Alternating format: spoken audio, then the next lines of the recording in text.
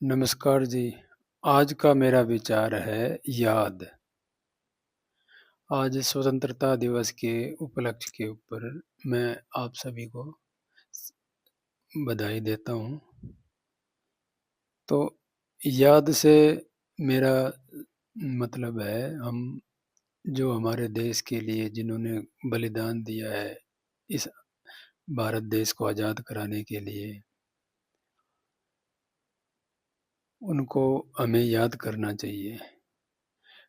आजकल तो लोग अपने परिवार तक सीमित रह गए हैं और वो लोग अपना घर-बार छोड़ के सिर्फ़ देश के लिए शहीद हुए थे, बलिदान दिया था।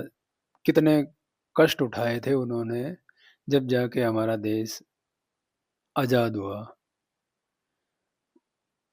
और आज़ाद भी हुआ तो क्या हुआ, क्यों उसके बाद 2 टुकड़े कर दिए और उसके अंदर कितने लाखों लोग मारे गए बेगुनाह। बहुत ही दुःख भरे दिन थे वो। हम लोगों ने तो जन्म ही नहीं लिया था उस टाइम। तो पढ़ते हैं किताबों में, तो कितना कष्ट सहा होगा उन्होंने, कितनी यातनाएँ देते थे।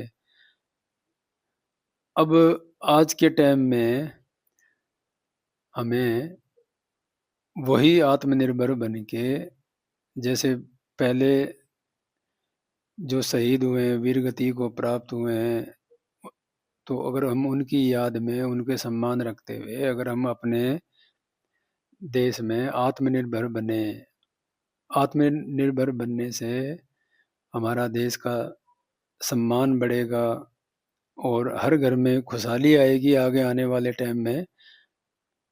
तो आत्मसम्मान बनाए रखने के लिए हमें आत्मनिर्भर होना चाहिए। उसके लिए हमें देश में बनी वस्तुएँ और जितने भी ये व्यापारी वर्ग हैं और जो नए युवा स्टार्टअप जानते हैं, समझते हैं, तकनीकी जानते हैं, उनको इस क्षेत्र में देशभक्ति की भावना रखते हुए और अपनी जीविका भी चलानी चाहिए।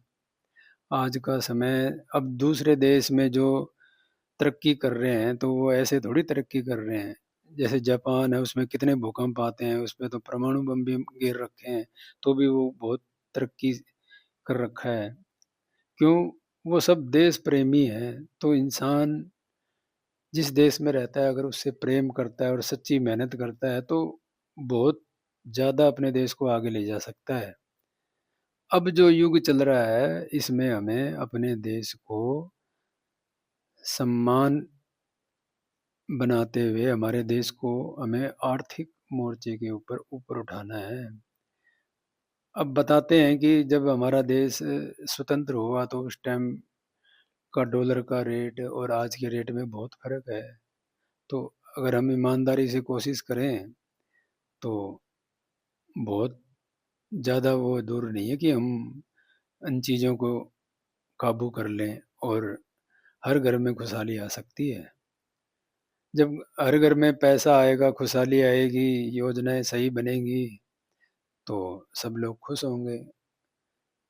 तो मेरा तो आज शहीदों की और उन वीरों की याद के अंदर यही सबसे विनती है कि जिससे जितना हो सके, जिस उम्र में भी जो है, जिस कार्य क्षेत्र में भी जो है, वो अपने देश को जितना भी बन सके आगे ले जाने का मन में प्रण करे।